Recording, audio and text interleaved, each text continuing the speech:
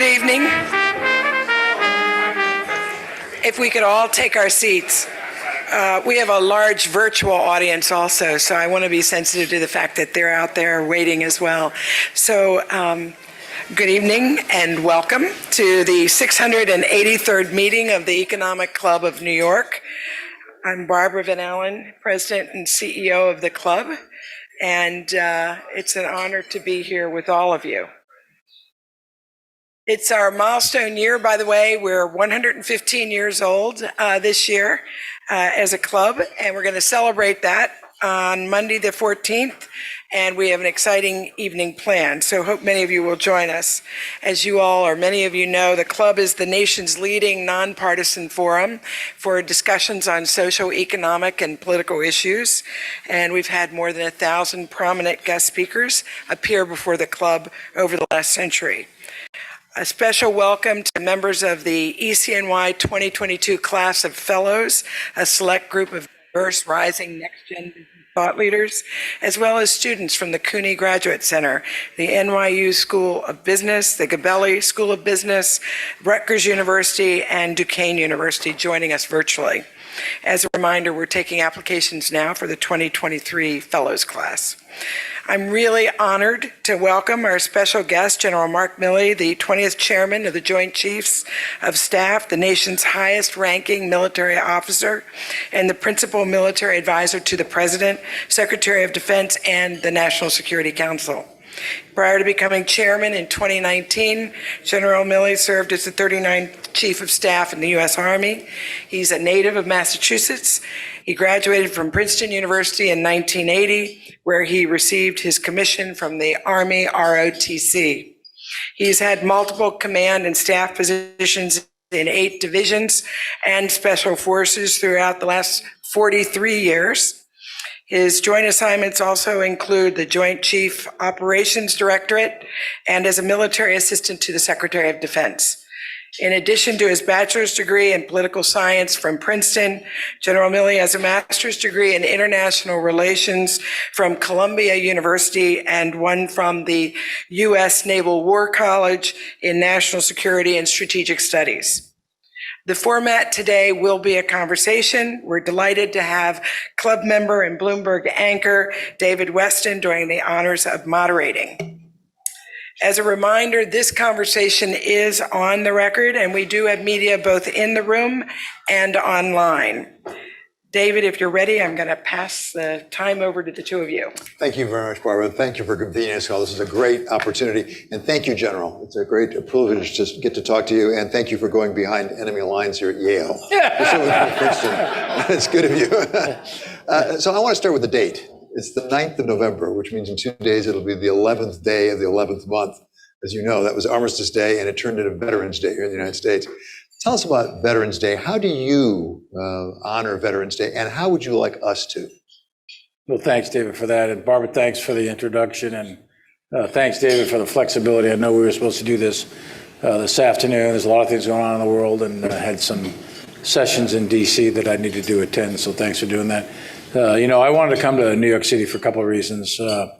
One is there's been about 1 million or so veterans that are from New York, and about 250,000 of them are from this city. And there are very few places in the United States that have contributed more to the defense of our Constitution, to the defense of this country than New York City has. And I went to, and I'm a graduate of Columbia University here, and I wanted to come here and have an opportunity to say thanks to the people of this great city. It is not lost on me that this city was attacked on 9/11, and I participated in that war and many, many tours in Iraq and Afghanistan, and so did so many others. And we paid a deep, deep sacrifice. But for me, the message on this Veterans Day and every Veterans Day is not to forget those that have defended that Constitution, that idea that is America, that the idea that makes us all free, that makes the Economic Club of New York possible, that makes Harvard, Yale, Princeton, Michigan, wherever you went to school, that makes our life, our daily life possible. That wasn't paid for free. That was paid for with the blood of soldiers, sailors, airmen, and Marines that have served this country since 1775 and made us a free nation. So I think we should be thankful for that. We should be always thankful for that. And I wanted to come to one of those cities that contributed to that effort more than most. So that's what I want us to remember. Listening to you, I'm mindful of the fact that in the wake of 9/11, we had wars in Afghanistan and in Iraq as well. And well over 1 million men and women went and served. Many of those people came back with injuries, some of which will never go away in some respects. Sure. Do we fully, as a nation, appreciate what we owe them for an extended period of time? There were other wars where people, they died at the battlefield. We have medical capability now to keep them alive, which is a wonderful thing, but they may not be fully functional for the rest of their life. Well, I think there's no amount of thanks and there's no amount of care that can ever quite match the sacrifice that they made. But I travel around the world. I've been to an awful lot of countries, and I will tell you that the American people are very generous. In our Congress, as an expression of the American people and the amount of money that goes into taking care of our veterans, the amount of care that goes into taking care of our veterans, and the amount of money that we invest in our active duty forces is an enormous amount of money. So the American people are very, very generous. We are held in high regard. I believe that the country as a whole respects our troops in uniform, and I believe that they tried their very best to take care of us as best they can. But, you know, look at, you lose a leg, you lose an arm, you lose your eyesight, you lose your life. There's nothing that can replace those wounds. Those are serious. And then beyond the physical wounds of war, the invisible wounds of war. Almost all of us have some form of PTSD. There's so much TBI that's out there. But we're not victims. We're volunteers. We volunteered to serve this country. And we are strong, we are powerful, and we're a strong, powerful country. We're a strong, powerful military because we have people who are willing to stand up to the colors and stand up for this country and stand up for the defense of freedom. We owe them a lot, and I believe the American people have been generous enough to take care of that. Always more is better, but I think that the American people also deserve a lot of thanks for what they do for us. Yeah, we can't remember it too often, well beyond Veterans Day. So let's go around the world just a little bit. Sure. Ukraine, very much on the agenda, including today, Sure. with news coming out of Moscow, actually, where they publicly disclosed they're pulling back, they say, from Kherson. Yeah. Do we know they are pulling back from Kherson, and what is going on? Getting some initial indicators, David, that it's too early to tell with any level of definitiveness, but Shoigu, the Minister of Defense for Russia, he made an announcement that they're pulling out of Kherson. They're pulling south of the Dnipro River. This is an area down in the southeast of the country. And the initial indicators are that they are in fact doing that. Now, there's a considerable amount of Russian forces north of the Dnipro River in that particular area, probably somewhere in the range of maybe 20, 30,000 and something like that. It won't take them, a day or two. This is going to take them days and perhaps even weeks to pull those forces south of that river. But the initial indicators are they're in fact doing it. He made the public announcement they're doing it. I believe they're doing it in order to preserve their force, to reestablish defensive lines south of the river. But that remains to be seen. So right now, though, the early indicators are they're doing what they say they're doing. And we're seeing those early indicators. What does that tell us, if anything, about the future course of the war? I mean, looking at it from a distance, first they came into the north, tried to take Kyiv. Then they said, no, we're not going to do that. We're going to go to the east. We're going to really take the offensive there. We're going to seize the east. Sure. Now it appears they're falling back increasingly in the east as well as the north. What does it say about the future? What comes next?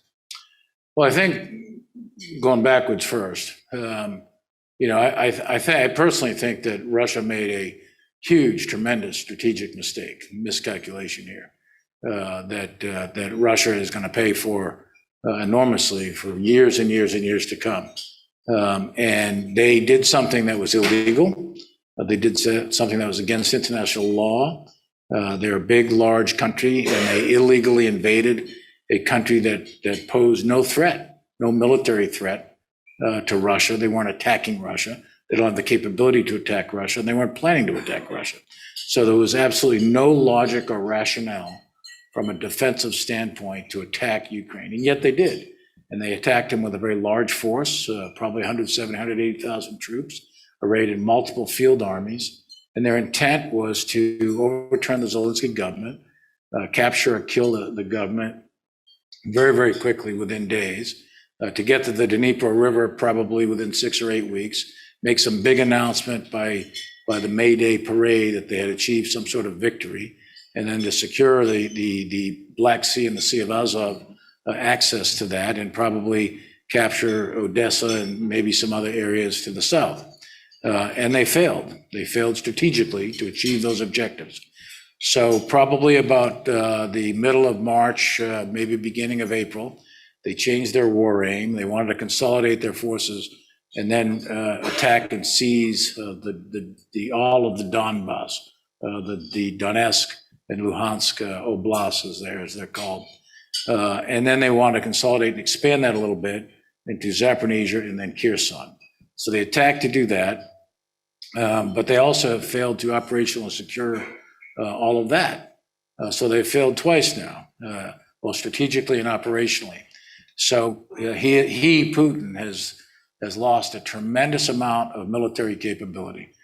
They have put a lot on the table here, a lot of ground forces. They've consumed a lot of ammunition, and they have suffered a tremendous amount of battlefield loss.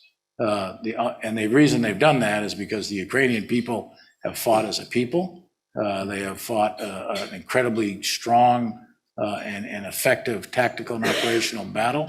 They have fought a distributed defense. Their military has fought well.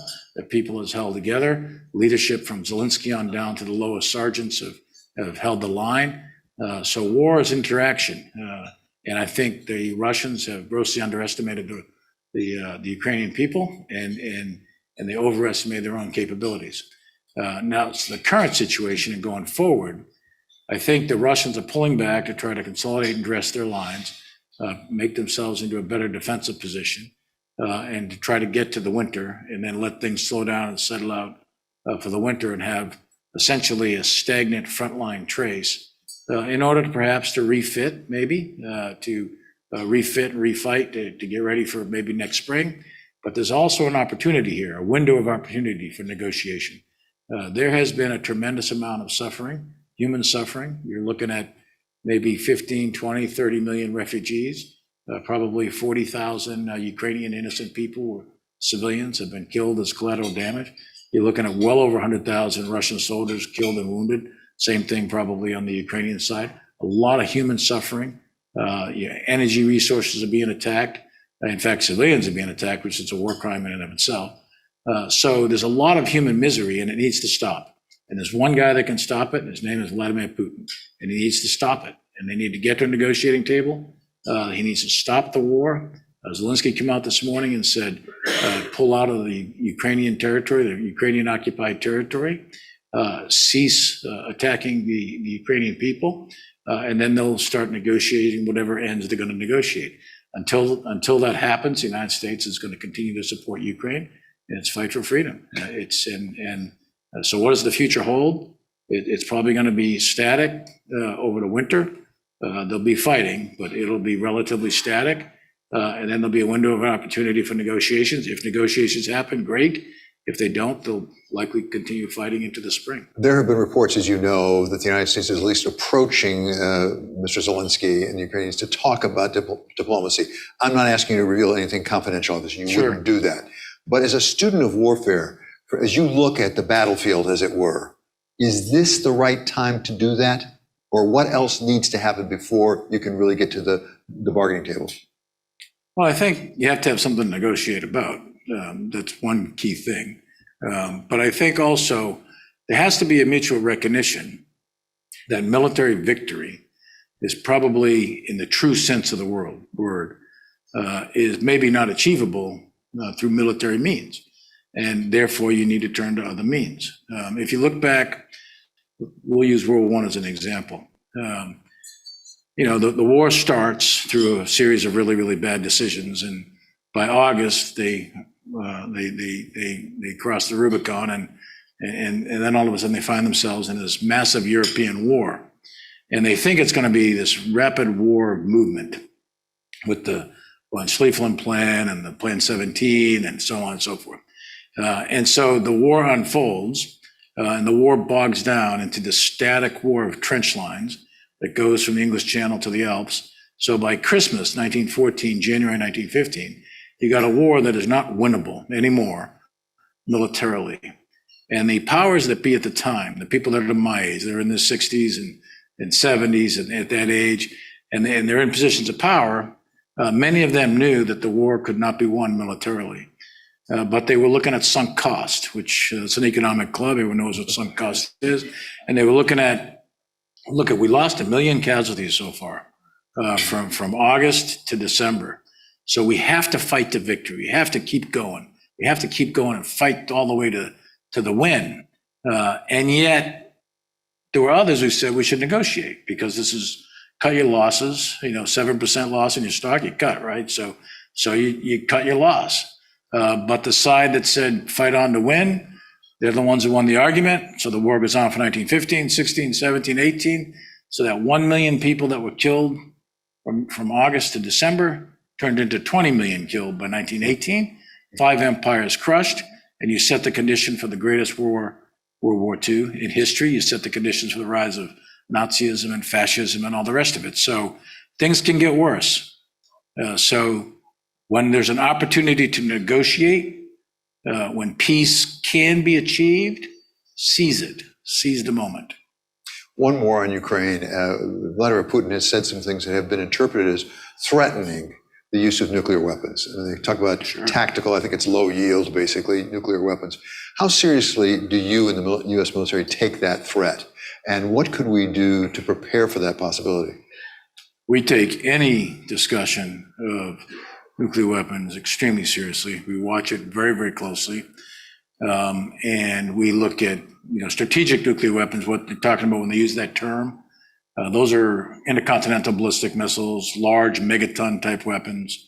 When you talk about low yield or non-strategic or tactical nuclear weapons, you're talking about things that are in the 1 to 2 kiloton. Hiroshima and Nagasaki is sort of the rule of thumb that people use, and those are in the 10 to 15 kilotons. So a 1 kiloton weapon will destroy by blast and fire out to maybe 500 meters. And then there'll be radiation that goes out considerably further than that. Any break of the threshold of the nuclear taboo that's been in place since 1945 is a very, very serious moment, whether it's tactical, strategic, or anything else. So we watch it extraordinarily closely. And all of our intelligence, we have 17 intelligence agencies in the United States, all with different capabilities. A lot of money goes into that, and we collect in a lot of different ways. And we think, we're never sure 100%, but we think we have reasonably good visibility. So we see the rhetoric, which is declaratory policy. We've seen rhetoric before. That's very disturbing. It's irresponsible. It shouldn't be used, but it is. And it's clearly threatening, and it's clearly sending a signal. On the other side, we're not seeing physical acts yet. And now we may not see 100% of everything, but we're not seeing physical acts of indicators of the imminent use of any nuclear weapon at this time. But that's not a guarantee. It's not even a prediction. It's just a statement of fact of what we're seeing so far. And we may not be seeing everything. When you're talking about low yield nuclear weapons, you're talking about relatively small pieces of equipment. So you may or may not be able to visually see that or hear and talk about it and so on and so forth. But we do watch it. It's very serious. It would be an enormous step if someone were to do that. And how do we prepare for it and the consequences and what responses would come from that? We'll see where we go in the future. I'm not going to make any comments on that. So we have a ground war in Europe, the likes of which I don't think we've seen since World War II, actually, what we're watching right now. At the same time, many people think that in the longer term, strategically, China is the bigger rivalry. I'll just call it a rivalry. What do you think China is learning from what they're watching in Ukraine and our response to Ukraine? Well, first of all, we, the United States military, think that China is what we call the pacing threat in our national defense strategy. And what we, the United States, want to keep it at is competition. So we want to keep it an economic competition, and we're willing to compete economically, level playing field and all that. But China has an objective, a national dream, if you will, and they're very public about it. And China wants to be the military superior to the United States by mid-century as a minimum. And they want to be the regional military superior to the United States by probably about the mid-30s, something like that.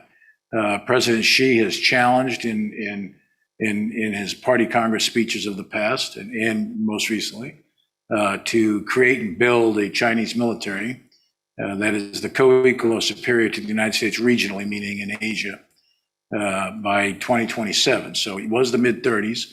He advanced the date to 2027. Now, why he wants to have that military, you'd have to ask him. But he has said that he wants to have that military prepared for combat by 2027. To say that to have the military prepared for combat and to make a policy decision to do combat are two different things. So people shouldn't conflate what I just said. But what he said is he wants the military to be prepared for that, right? So that's regionally, that's in Asia. And then globally by mid-century. China believes, and it's their day in the sun, they want to be they want to, what in history or political science or international politics, they'd be called a revisionist power. And they want to revise the rules of the road. So the rules that the world runs by today, international rules, the economic rules, all the rules that we run by were fundamentally written by Americans at the end of World War II. And they've been in place for 8 decades. And one part of the world didn't like that, and that became the Soviet Union, the Warsaw Pact, and the Soviet bloc. That all fell apart in the 89, 90, 91. And then the world turned to the rules that were written by the Americans. And that's generally the rules that has enriched China. So China doesn't want to overturn the rules. They're not revolutionary anymore. They used to be, but they're not anymore. So they don't want to overturn the rules. They want to revise the rules. They want to revise the rules so that it favors them and so that it makes them the economic dominant global power. It makes them the military power. It makes them the diplomatic power. It makes them number one, right?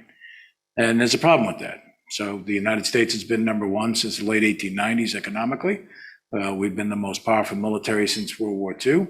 We're the most powerful military today, and many people may doubt that, but that there is no doubt. The Chinese have no doubt about that. We're going to stay number one over the next decade, and we're going to stay number one for the next 50 years and 100 years. And no one should ever doubt that. And as long as we stay number one militarily, as long as we stay powerful, as long as we stay very strong, and our opponents and adversaries know that, and they know that we have the political will to use it, then that should equal deterrence, and you'll prevent the war that you don't want to happen anyway. So we're fine with competition, no problem. But if China wants conflict, then that would be a really bad choice for China. And they would best avoid that. So what lessons are they learning? The lesson that comes out of Ukraine for China is that war on paper and real war are two different things. And what they have seen was a tremendous strategic miscalculation.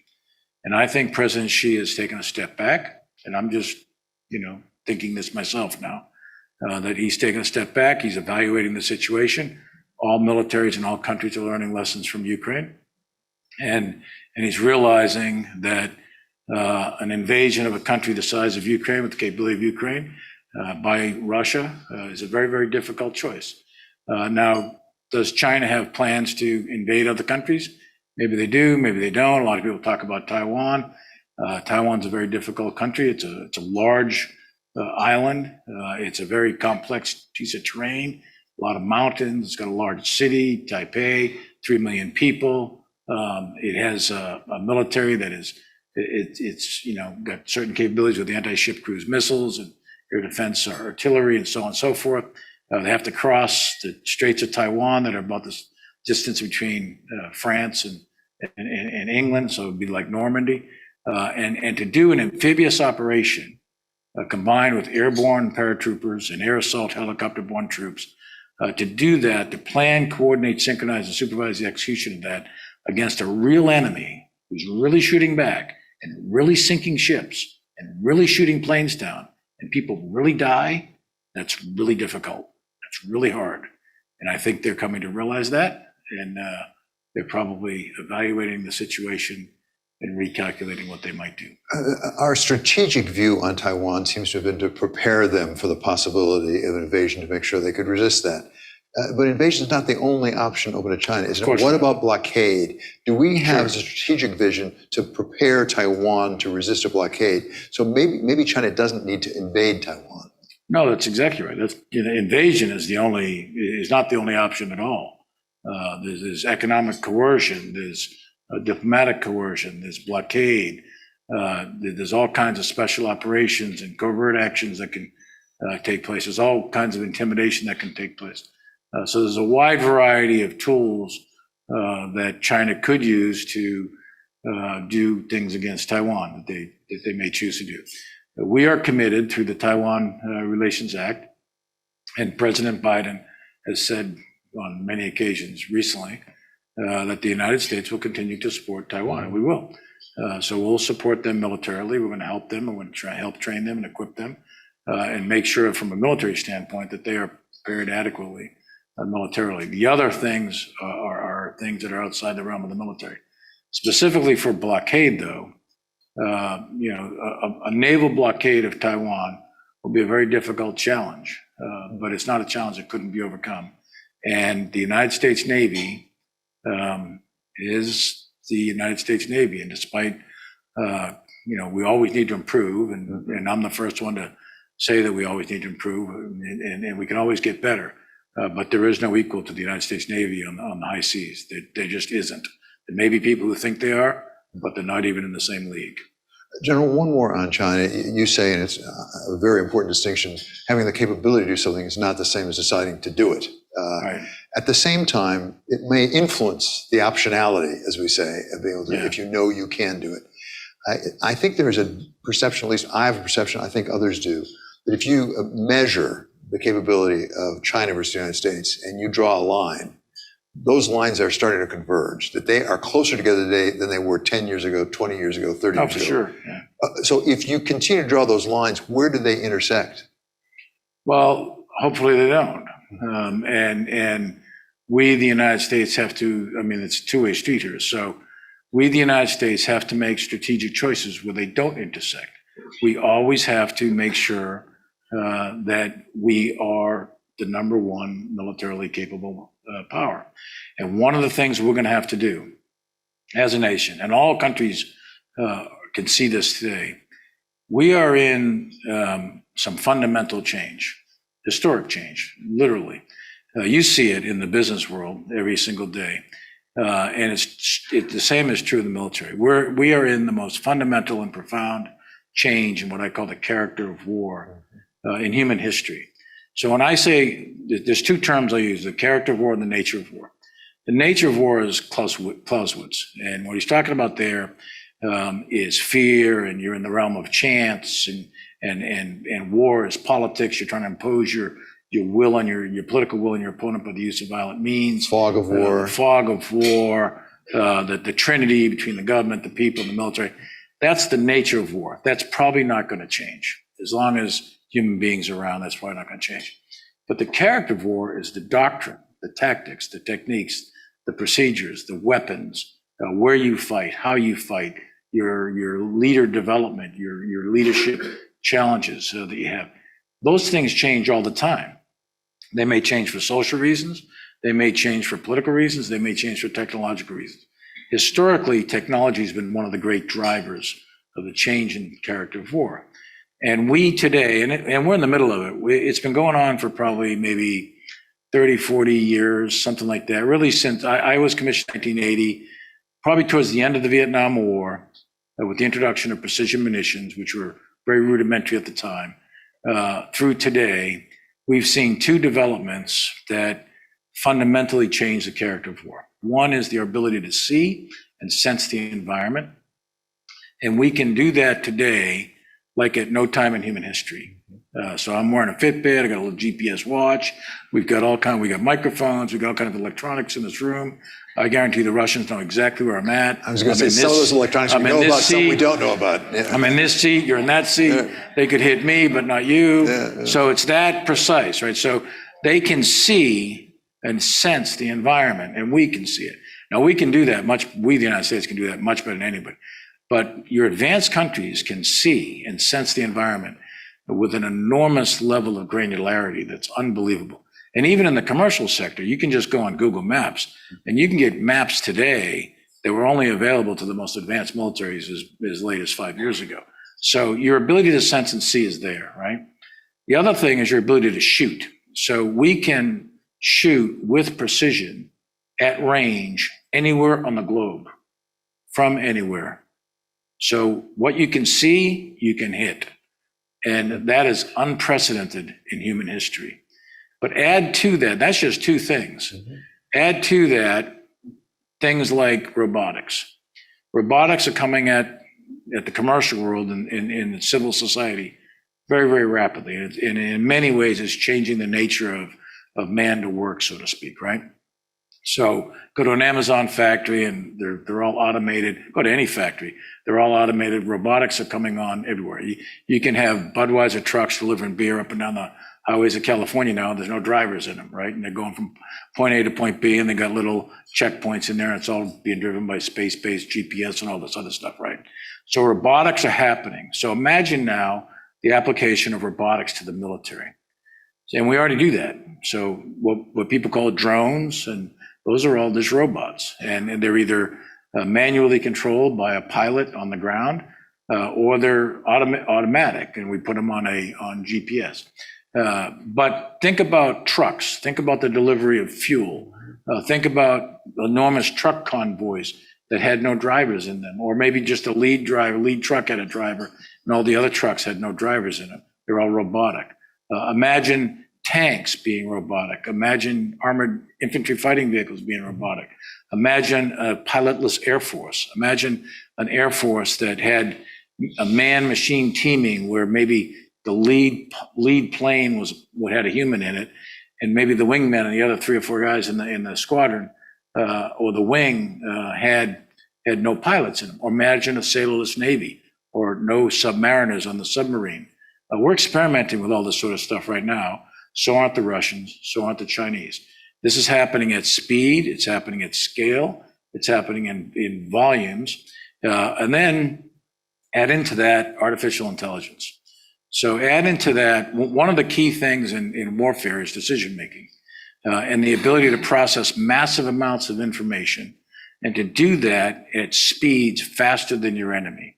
You want to get there firstest with the mostest. So Napoleon was famous for waking up at like 2 a.m, writing his operations orders at 2 a.m, delivering them to his field marshals. Field marshals get on their horses, run out, get their troops, and they're all on the move before the British are finished drinking their tea. So, and he's always in front of them. He's always moving faster than your opponent, right? So getting inside your opponent's decision cycle has always been key. So artificial intelligence and the ability to crunch numbers with the explosion of information technology and to crunch data, accurate, precise data, and to make better decisions relative to your opponent in order to apply military combat power could be decisive. And then there's about 20 or 30 or 40 other technologies that we in the Pentagon are tracking closely. All of these are converging in time and space in the next 10, 15 years, maybe 20 at the most. And what that's going to mean is a fundamental change. So if you were a soldier at the time of Christ in the Roman army, right, you could actually recognize and be familiar with combat tactics in the year 1000 when knights are running around, Europe or whatever. But you wouldn't have a clue to what you were looking at in the year 2000. So I would argue that time is being compressed in the curve of technological development since the Industrial Revolution. We are on a vertical curve, and the speed at which these things are coming at us, the military that adapts the fastest and the quickest, and you don't have to be perfect, and you're not going to get it right. We have to admit we're not going to get it right. You just have to, in warfare, you just have to get it less wrong than your enemy. You only got to put one more goal in the net, right? And you got to look where the puck's going, not where the puck is. Wayne Gretzky. And that's right. And so where the puck's going is where I'm talking about right now. And we had better get there before they do, because we're the good guys and they aren't necessarily the good guys. So we are strong now. We are the number one. In order to stay number one, it's going to be enormously expensive to invest in that kind of military, to transform our military, to do that. And if we don't, we're going to find ourselves on the losing side of a future war. It sounds essential for us to have the national defense we want. But let me turn it around if I could. You talk about being decisive. Who's making the decision? Because when it gets fast enough, it's artificial intelligence. We believe in civilian control of the military. The world you describe, I'm not even sure the military has control of the military, because the AI is taking over and they're doing it faster than anybody can even make a decision. Yes, we're going to go to war. Yes, we're going to take out that target. Yes, we're going to launch that nuclear weapon. Yeah, well, we're not there yet. So, so we are in control of the military. Make no doubt about that. And in this country, civilians control the military. Make no doubt about that. You can take that to the bank. That's 100% guaranteed. But the last time that the world has seen such a fundamental change that I'm talking about is between World Wars I and II, where we introduced the airplane, we introduced mechanization with wheeled and tracked vehicles, and we introduced the ability to link the two of them with wireless communication with the radio, right? And then there were other technologies as well, but those were the three big ones. And those technologies were available to every country. They were available to the British, the Germans, the French, the Russians, the Japanese, the Americans, everybody. And everybody put them together in different ways. They combined them in different ways and made different doctrines and trained their leaders differently. But only the Germans put them together in a way that we call blitzkrieg, which they didn't call blitzkrieg. But they put those technologies together and they kludged them onto a German way of war that allowed them to overrun Europe in 18 months. They overran all of Europe. And they only transformed about a third of their army. Most of their army was still horse-driven and World War I infantry-like, but they transformed these Panzer Grenadier divisions into these combined arms formations, where the French did it differently and the British did it differently, and it wasn't capable of withstanding the body blows that the Wehrmacht was able to put against them. And in 18 months, they overran it. The challenge for us is, for the United States military, is to be the country that puts it together correctly. All those technologies are available. All countries have those technologies. The challenge for us, the United States, is to put them together. So we're rewriting our joint warfighter concept, which will come out here in another couple of months. We're going to turn that into doctrine by next summer. We've got to move at very, very fast speeds here. We are essentially redesigning and overhauling the Marine Corps, the Army, and the Air Force and the Navy. We've introduced the Space Force. All of these things in combination and the cumulative effect of them will have an effect on any adversary. And again, the idea isn't to go to war. The idea is to prevent war. We want to prevent great power war. Look, terrorists are going to be around for a long time. That's going to happen. We're going to have to fight terrorists for a long time. Small, limited wars, we're probably not going to put a stop to them. But it's great power war. That's what those rules were written for. We don't want great power war. And in order to prevent great power war, you got to have deterrence. And in order to have deterrence, you got to be very powerful. You got to be strong, stronger than your opponent. You got to communicate that will to your opponent. You got to be willing to use it. And he's got to know you're willing to use it. And then if you do that, and he's a rational actor, which President Xi is a rational actor, or Putin is a rational actor, cost exceeds benefit, they'll choose not to have a war. And then we'll just compete and turn it over to you guys. And so I have an awful lot more to ask, but I can sense Barbara over my right shoulder. And I'm about to lose I told you, sensing is I'm a about big to, thing. exactly, I'm about to lose my membership. General, I can't thank you enough. This has been so informative, so helpful. I really appreciate it. Well, thank you. Well,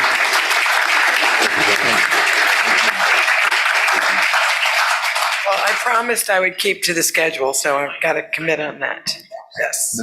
Well, and thank you both. That was just outstanding. General, thank you for allowing us some of your busy time. I know it's you have quite a schedule, and we're just thrilled you could be here tonight with us. And of Go course, Red Sox. that's right. I had to. Baseball season. Go blue. And just real quickly, we tomorrow are at the New York Stock Exchange, where we'll host Steve Squeri, the president and CEO of the American Express.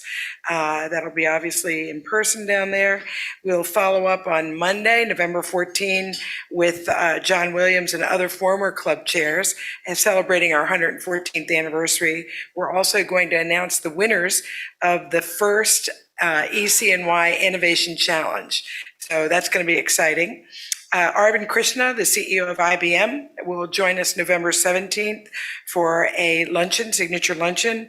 And then John Williams, again, the Fed president and our chair, will be doing a webinar talking about future and current monetary policy, November 28th. Mike Wirth, the CEO of Chevron, joins us December 1st for a luncheon. And then I'm going to jump forward. HUD Secretary Marcia Fudge joins us March 7th for a luncheon. And then we wrap up the year with Senator Joe Manchin of West Virginia, talking, I'm sure, quite a bit about what happened in the last 24 or 48 hours. That'll be December the 8th. So please continue to watch the website. We do keep adding.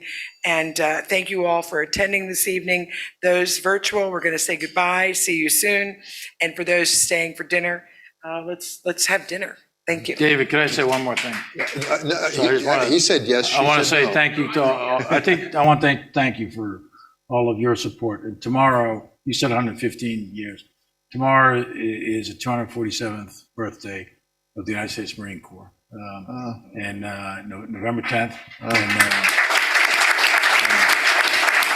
I'm very proud of that because my father, my father served in the 4th Marine Division, World War II. He passed on, and my mother was in the Navy in World War II, and my dad fought at Kwajalein Atoll, Saipan, Tinian, and Iwo Jima. And that great power war, they fought for a better peace. And this has meaning. And that generation didn't sacrifice for nothing. That generation sacrificed for a better peace. And our obligation is to make sure that this Constitution and this Republic is passed on to the next generation in one piece. And that's what it's about.